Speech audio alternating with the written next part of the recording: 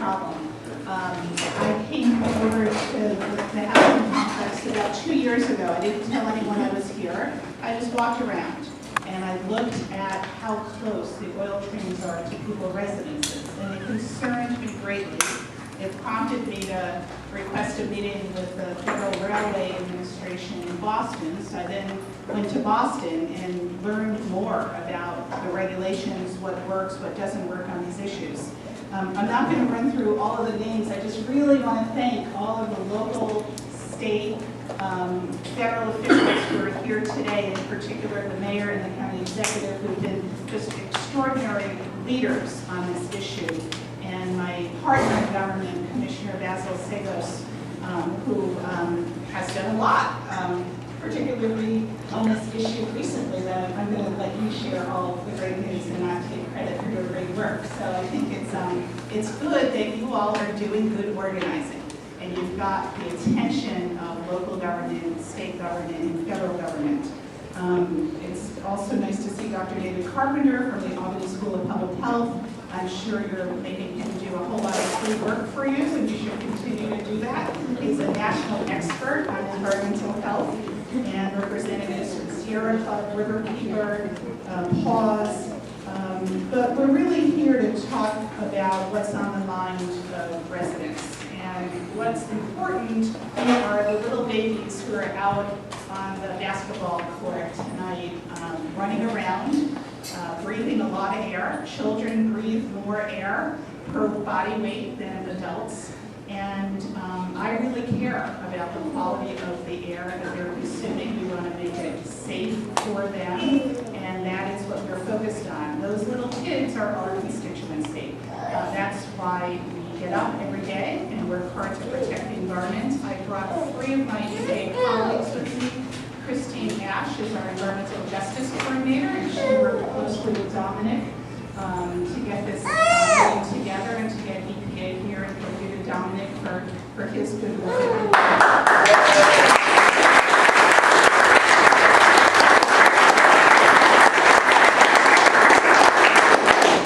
Dominic emails me at every hour of the day. He's worse than me, and very important timely information. Doug Adamo from EPA is here. Catherine McCabe, our Deputy Regional Administrator. Catherine grew up in Albany and then became an incredible environmental litigator at the U.S. Department of Justice, and now is working with us at EPA in New York City. So this very much is about environmental justice. EPA is committed to making sure that people in all communities are protected from the impacts of pollution.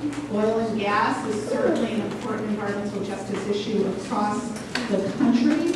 I looked at the Ezra Prentice Health Survey that I think is still in progress, finding already 55% of households have asthma in their family. That is really a concern, and why we all need to make sure that the Federal Clean Air Act and state clean air regulations are fully enforced. I'll be honest with you, the Environmental Protection Agency has been around for 40 years. We do a lot of work on drinking water, on air quality, on cleaning up Superfund sites. On this issue of the transportation of crude oil, we actually don't have a lot of legal authority. A lot of that rests with other federal agencies, and I've got their contact information with me. And what I want to do is, when you all raise issues, if it's not an issue that EPA can be responsive to, I will get to the Federal Railway Administration, the Pipeline Administration, the Department of Transportation. There is no shortage of people that we can all call together to try to get answers and make sure information is shared. So that being said, I've been paying close attention to what's going on in Albany on this issue. I care about Albany. I went to the College of St. Rose many years ago, lived in the south, close to the south end for a few years, and wander around the neighborhood when I'm back just to see what's going on. So The first action that EPA took was in April 2014. We wrote a letter to the New York Department of Environmental Conservation pointing out issues that needed to be addressed by Global before the states could issue what's called a Title V permit modification, which deals with the heating units that was mentioned. Title V regulates air toxins under the Clean Air Act. And the letter sent by EPA, which I have copies and can share with you, was a response to Global's 2013 application to the state, which requested a modification to its existing Title V permit. As you know, they want to install boilers to heat tar sand and possibly other products, and then reconfigure the existing Penwood rail facility. DEC has not yet issued that new permit, and I know it's an issue that they are very carefully looking at. So I think that is a good thing. Second, EPA has just taken a separate action on July 29th, so just a few weeks ago. We issued what's called a notice of violation to global companies alleging that it violated the Clean Air Act and the New York State implementation plan at its facility in the Port of Albany. So issuing a notice of violation is just the first step in our investigation and our potential enforcement action. It's not a final determination. We are giving Global an opportunity to come and meet with EPA over the next few weeks, and we're also having important discussions with Commissioner Sagos' agency, the Department of Environmental Conservation, about questions that they've raised. So the Global facility, as you know, did not store or transfer crude oil until 2011 when it was first permitted. And at that time, the throughput, the amount of crude oil that moved through the facility was about 300 million gallons of crude oil each year. They now have a permit to move 1.85 billion gallons of crude oil every year. In our notice of violation, EPA alleges that the physical and operational changes caused by its volatile organic compound emissions has increased more than 40 tons a year. And if it's increasing more than 40 tons a year, then it needs to get a new, stronger permit. This is a requirement of the Clean Air Act. So whenever there is a new major source or a major change to the existing source, they need a new permit. And I can put you all to sleep by talking about the details of the Clean Air Act. People have dozed off for hours as I talk about the Clean Air Act. But the good way to think about this provision, it's called the New Source Review provision of the Clean Air Act, is let's say you're putting up a new garage at your house. If you put up a new garage, you need to get a new permit. If you're just painting your garage, you don't need a new permit. And the way New Source Review works is if you're making a major change, you have to get a new permit. And EPA argues that because the amount of crude oil coming through the facility is substantially more than before, we believe a New Source Review permit is needed. And if that is the case, then we will see less air pollution, because then there will be a requirement for stronger pollution controls and emission offsets. And Global did not obtain a new permit. So we're continuing to monitor their compliance with the Clean Air Act. We will have an honest and detailed conversation with the company. They deserve to make their case. We will listen very carefully to them, and we will listen to the state and local governments, but we feel pretty strongly, and we would not have issued a notice of violation if we didn't think that there was a problem here. So that is really, really important. I'm not going to go into some of the work that we're doing. I'm going to leave it to Doug during questions and answers. An area we're very involved in is emergency response. And I know you're all going to say to me, we don't really want to talk much about emergency response because we don't want an emergency. And I totally agree with you.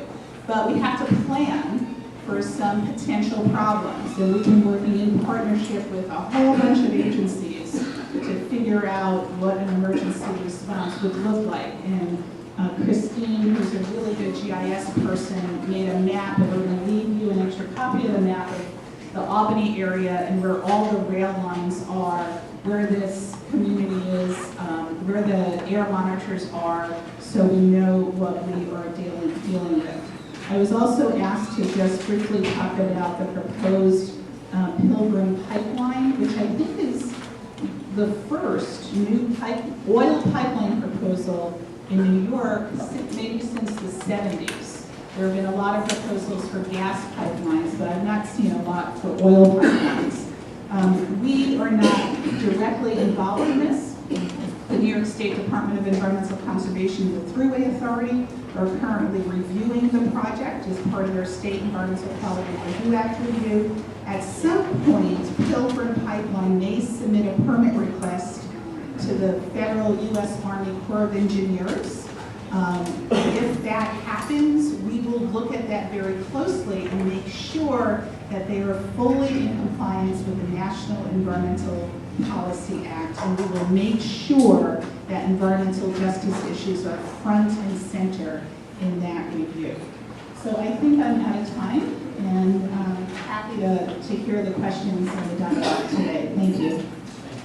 Your copy of the results that you're seeing here. The first time I saw those numbers was on Friday. I immediately reached out to the county executive and to the commissioner of the county department of health. I forwarded those results to her and asked for her to review them with her colleagues, and come up with recommendations regarding these preliminary results, and to ensure, and I know we have a great partner in the county executive, to ensure that we follow up and continue this study. And as mayor, we don't have our own Department of Health in the city of Albany. We have a great partner in the county. These are very surprising numbers. And I think the other shock was the truck counts. And I think that even surprised people who live here. And I think that is why I'm really grateful that, I immediately reached out to the port, as did the DEC commissioner. And I think it's really great that state DOT has responded, and that the port has responded with actually doing a more in-depth study to look at that, because that is something that we have to be committed to. That number surprised all of us, and it's something that we need to make sure that we're responding to as quickly as possible.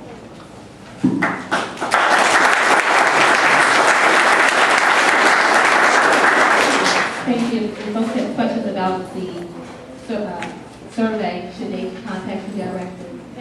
Okay. And so Stacy will be here, and will also be answering questions that you have during Q&A. Okay.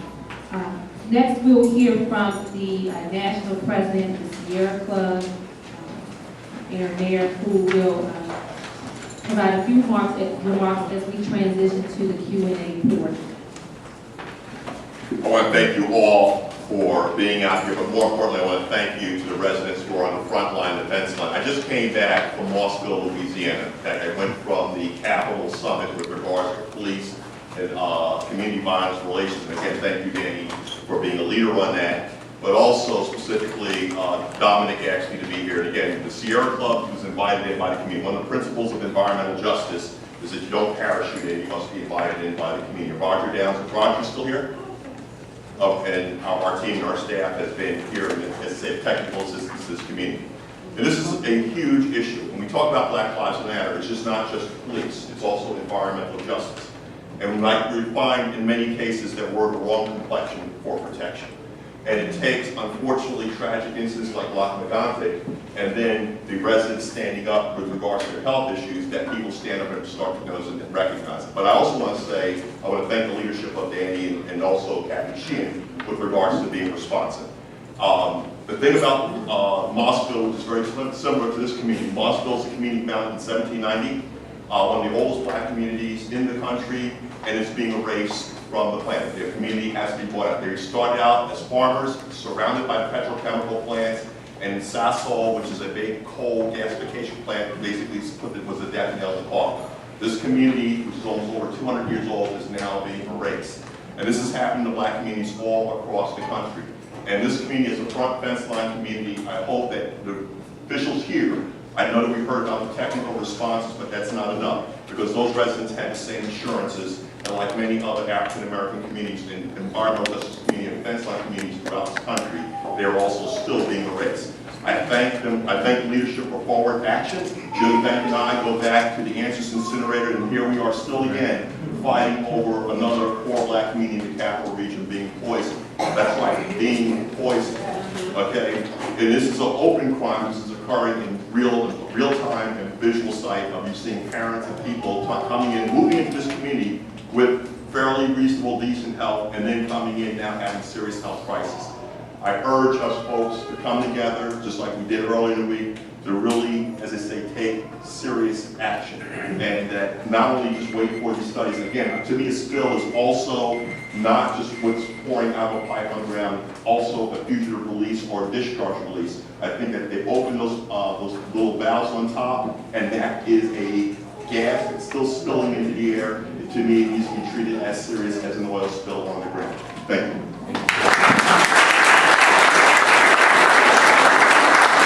So we'll hear from Doug Adama, and Doug, you have 10 minutes to give your remarks, and after Doug, we'll hear from Commissioner Basil from DEC.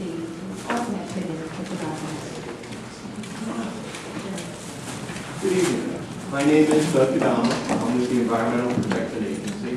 I work for the Emergency Response and Preparedness Program for EPA. So the first thing I wanted to go over is our response authorities. Should there be a hazardous substance discharge, like an acid, or an oil spill, like crude oil from the Bakken area, the federal government has authority to go ahead, clean up the spill, or make sure that the party that is responsible for that oil spill to clean it up. At the federal level, we share our response jurisdiction and authorities with the U.S. Coast Guard. Since this area is close to the Hudson River, it is actually the Coast Guard that has authority for responding to oil spills and hazardous substance releases here, and also at Port of Albany. EPA would, of course, show up and support the Coast Guard, as we often have in the past. So I just want to assure you that, when accidents happen and spills occur, the federal government, along with the New York State Department of Environmental Conservation and the local authorities, will all be responding to ensure that it's cleaned up, and those that are responsible for the spill clean it up and are held accountable for that. So in support of that, what EPA has done, again with the New York State Department of Environmental Conservation, we've embarked on an emergency preparedness activities.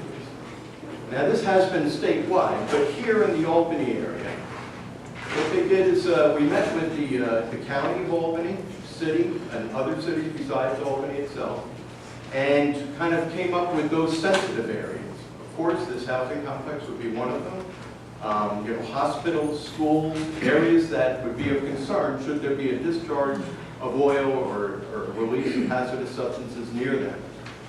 Now, the idea behind this was to prepare what we call geographic response plans. And through funding from New York State, contractors help support this. And I do have a few copies of the area that, for this immediate area, includes Ezra Prentice as well as the Port of Albany. I'll leave copies on the back. I only have 60 copies, I'm sorry, but it's the two-sided copy. And on the front, it identifies those sensitive areas and then how to access key points to stop the discharge or the flow of oil from spreading. Again, these are for emergencies when accidents happen.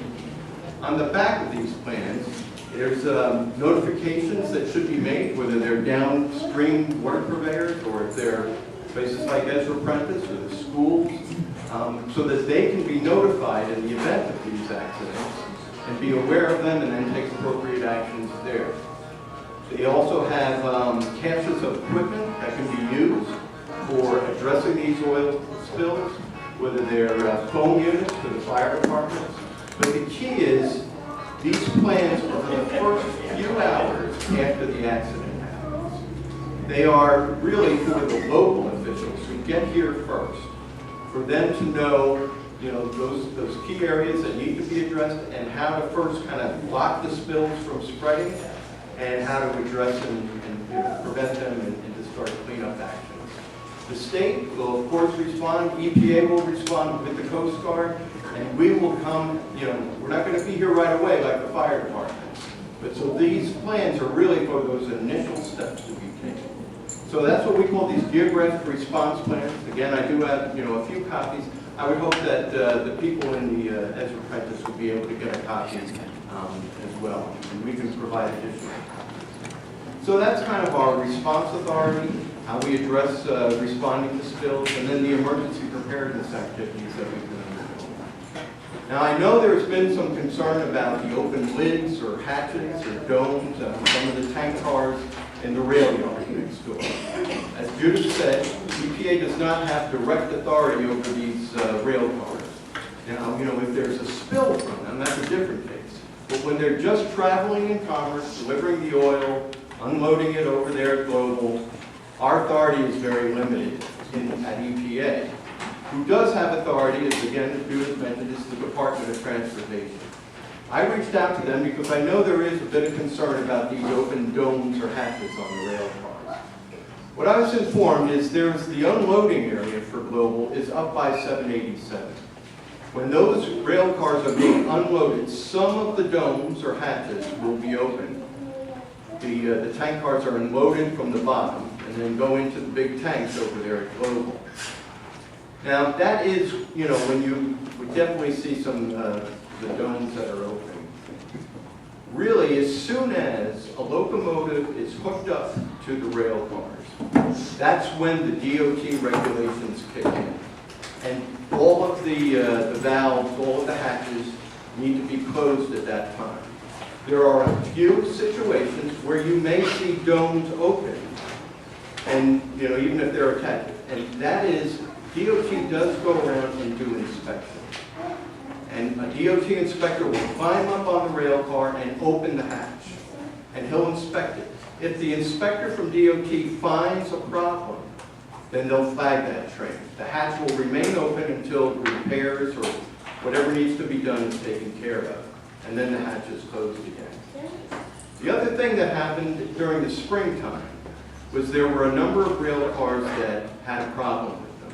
I don't know the exact cause, but DOT became aware of it, and these trains were kind of embargoed in place. And there was about 170 of them in the Kenwood Rail Yard in back of the housing complex here.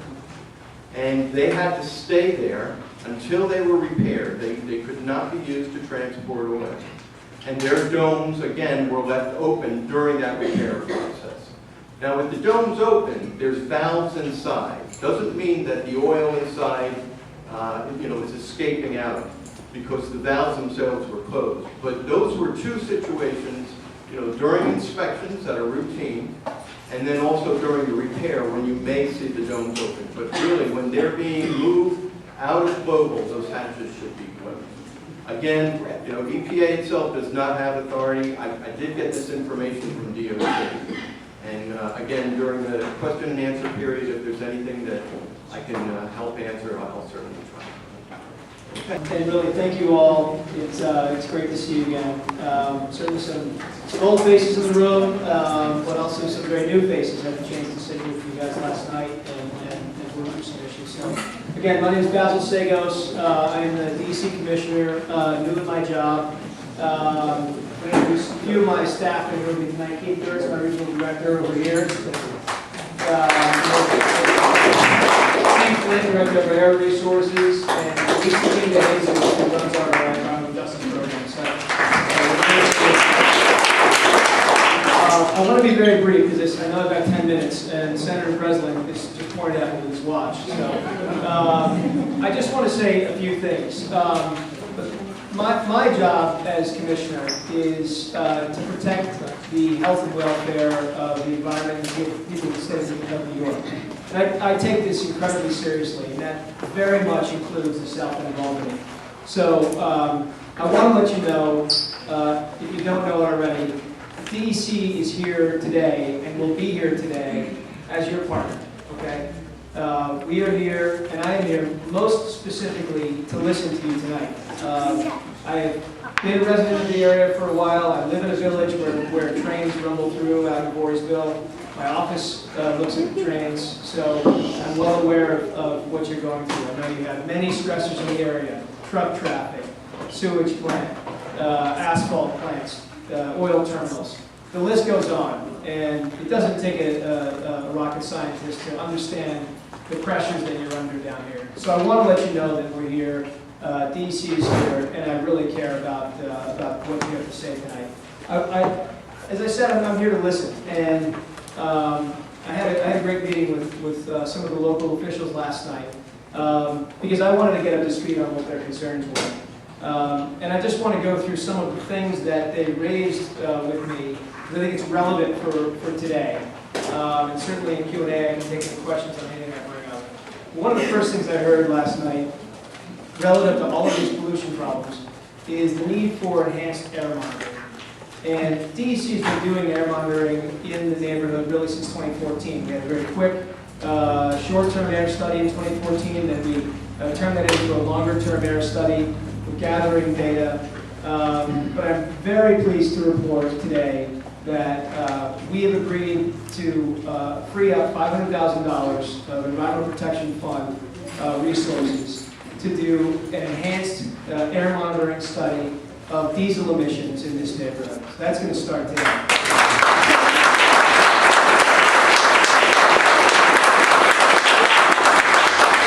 Really, I want to nod my head to the senator, and the Assembly certainly helped us with those resources in the Environmental Protection Fund this year. It was really a banner year with that. There's going to be a balance of funds. It's $500,000. We will have more money in that allotment than is needed for the area.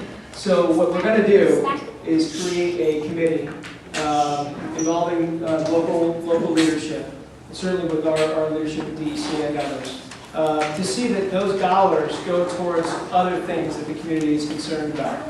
Okay, so this is not the environmental benefit project that you all are aware of from our enforcement against Buckeye. That's $145,000.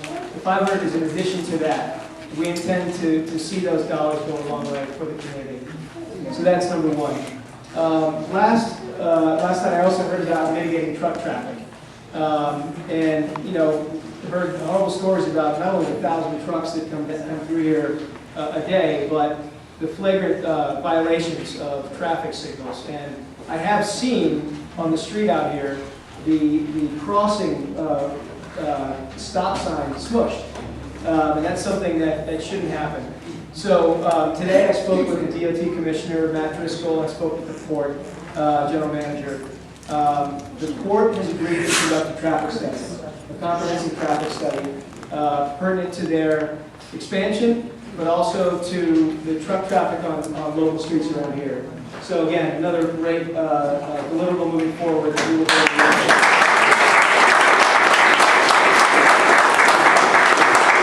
In the meantime, as that study gets underway, we've launched discussions with the Motor Truck Association.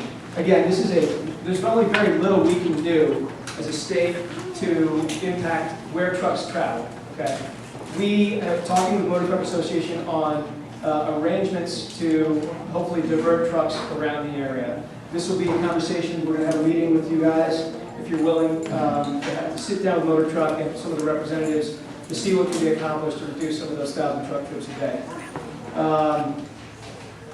Third, we heard about health impacts. I know we're going to hear more about that tonight. So I spoke to Dr. Zucker today, Health Commissioner. And Dr. Zucker his team is reviewing some of the asthma data that you came up with. He has agreed to do a meeting with the community. We'll have to convene that meeting and help to interpret some of that before it becomes final. But that will be done. Air emissions from trucks. Now, you may have seen us, our police officers, our DC police officers, were on city streets this week, right here on South Pearl, pulling over trucks. We actually pulled over 400 vehicles in one day to inspect for smoke. Very simple. Is it a revenue truck or is it not? It was a very effective measure. But one of the things that I think a very helpful takeaway from tonight is the state of New York can only do so much when it comes to truck emissions and fuels.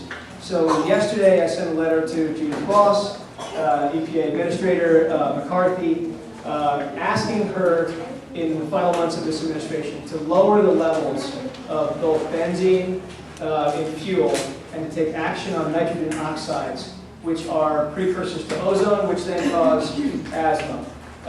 We've been asking for this for a while. We're hopeful because there's been solid leadership at the federal level on truck traffic, trucks in general, that this something can get done on this. And I think that would have measurable impacts in the community if we're able to lower those values.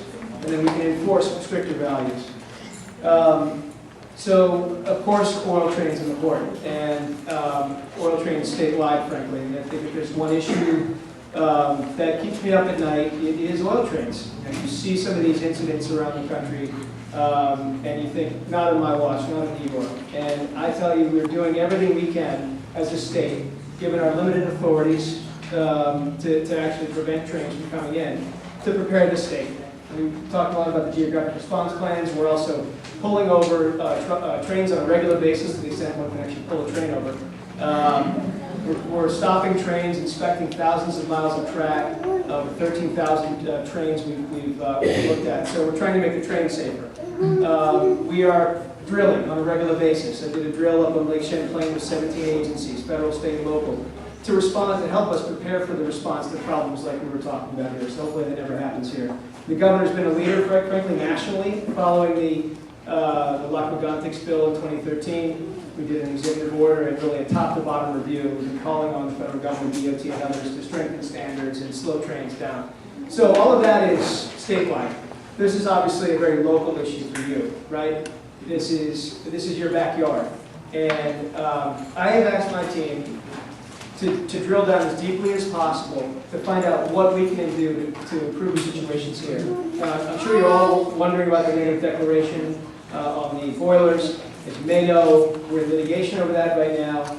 No permit has been issued, so there's not a lot I can get into in terms of detail on the negative declaration. But what I want to leave you with is this.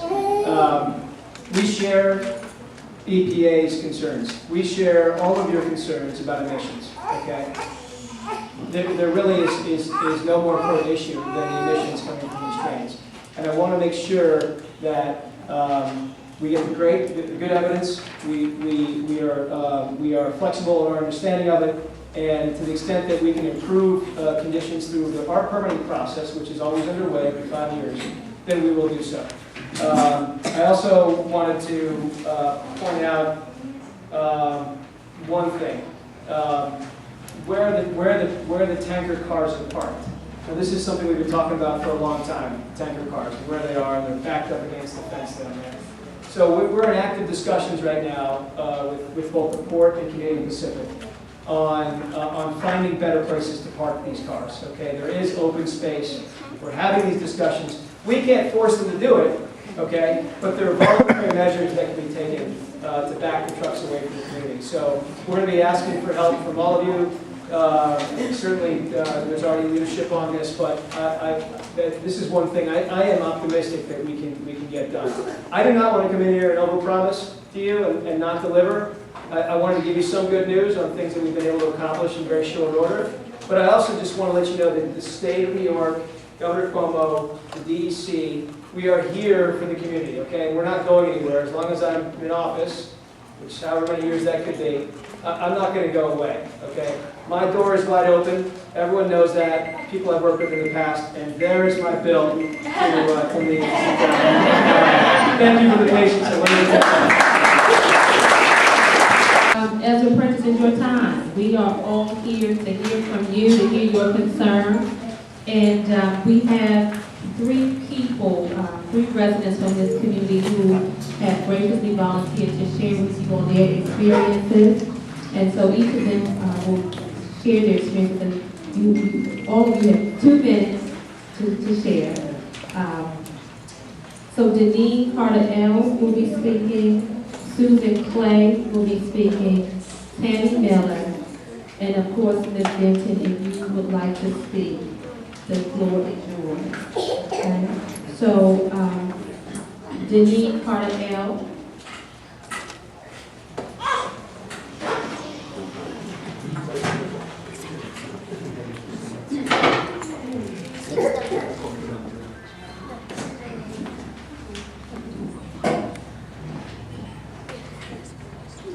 Good afternoon, everyone. My name is Denise Carter L. I've been living down here as a resident for the past over 20-something years.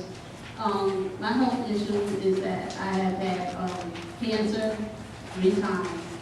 And in those 3 times over the years, I lived in building 627, 630, and now I live in 639. I've also had sinus infection, lungs collapsed, my thyroid out, my spleen out. I had surgery on my ankle. I still have to have another one done. And my breathing is affected because I have to take loading, singular, what's the other one? I can't think right now. But it's a lot of sinus medicines that I'm taking right now. Plus, I have to take stuff in my stomach because I also have acid reflux. I have a high hernia. All this has been since I lived here. And I also live up the hill in Mount Hope. Also live uptown. Never had these problems until I came down here. The good thing is, none of my kids had any of these problems, just me. So I'm very glad for that. But breathing is here. Last year when I had to take my daughter to school, every morning we came out and all we smelled was the oil. It wasn't oil, it was sewage. It was burning our nose, our eyes, and everything. And these kids were out here like 6 in the morning to catch the school bus to go to school. There's no reason for this at all. There's smog of smoke up in the air, coming from left, right, north, east, all sides in the morning. And it gets worse. We have trucks coming here all hours of the day. They bang, they make noise, they shake your apartment. I mean, it's hell, excuse my language, living down here. And, you know, I'm glad that we have the state representatives down here. We have people from DEC down here. But we have Albany housing down here in federal. But my thing is, other places should never been built over here. Because we have these trains. And because of these tractor trailers and the garbage disposal, we have the bus company down here, which spreads diesel, and all this stuff is smelling. And I did my research, and all this stuff causes cancer, thyroid problems, lung disease, okay, upper respiratory problems. We have elderly people living down here, people on, oh, I'm up. Okay, sorry.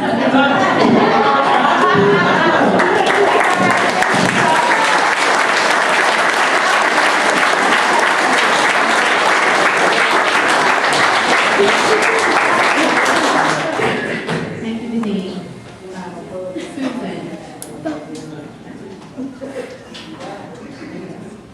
Susan. Hello. I got a few complaints. I live all the way in the back. I mean, I can just jump out of my bedroom window and land on the trains. And besides the obvious noise, I mean, it's like, I lay in bed at night and think of an escape plan. I think, what if it blows up? Because all you hear is boom, boom, boom, all night. I mean, forever, every day, and for 5 years. That's the one thing.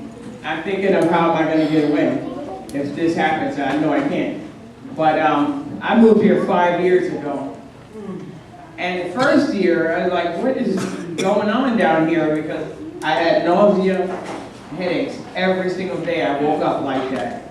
Every day for over a year, the first year I was here. Now, before I moved here, I never had high blood pressure, never had headaches, dance all night.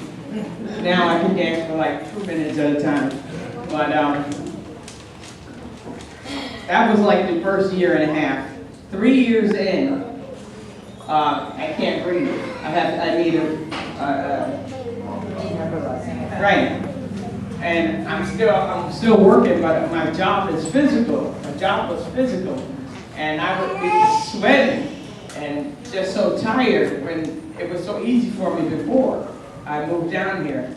And so I said, well, I don't know what's going on. It's getting harder and harder to breathe. It's worse and worse. I can't climb a flight of stairs.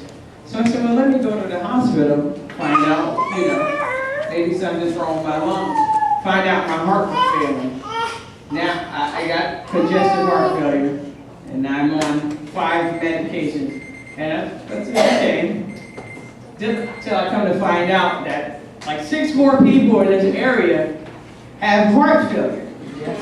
So I'm wondering, and 5 years, just 5 years, I aged 15 years, just being down here. And, well, there's nothing I can do about that now.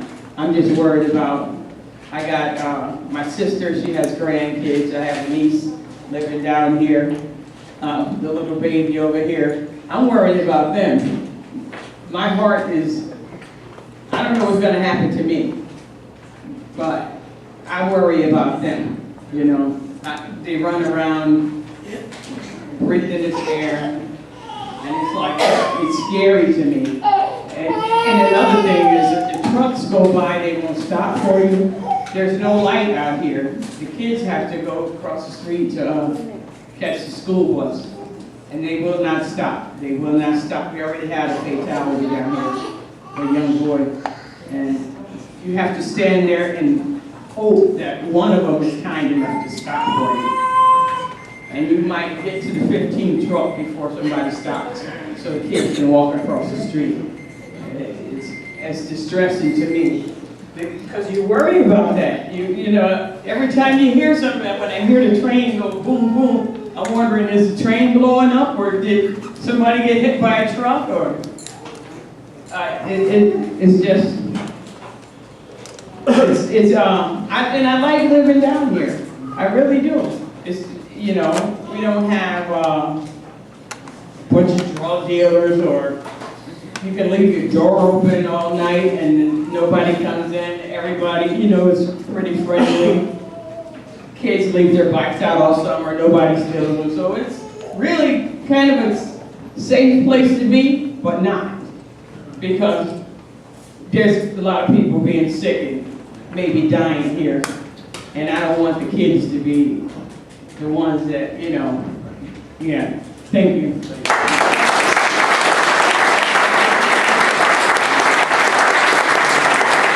An asphalt proposal in the south end of Albany. And I remember the nurse at Giffen School speaking and saying that there was a very high asthma rate in the Giffen School.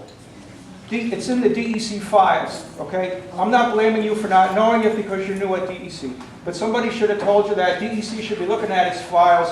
And DEC should have never granted Global the permit to come in here because the asthma rate was already high before Global came in here. It's really a disgrace what's going on here.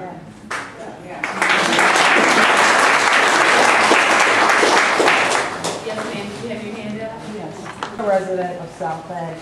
I'm a little removed, I'm further up on Delaware Avenue. But I have to say, all accolades aside, I am so incensed listening to what's going on.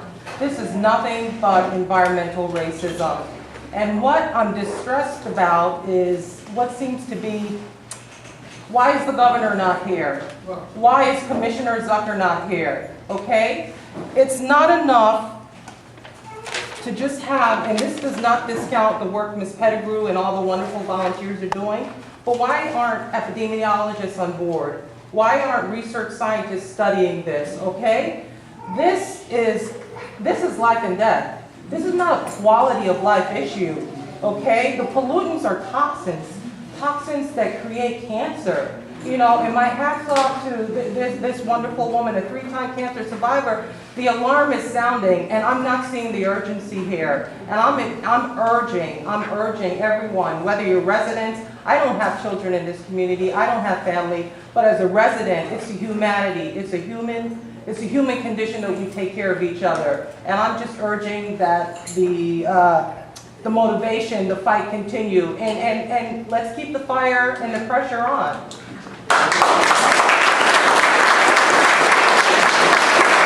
The Department of Health involvement.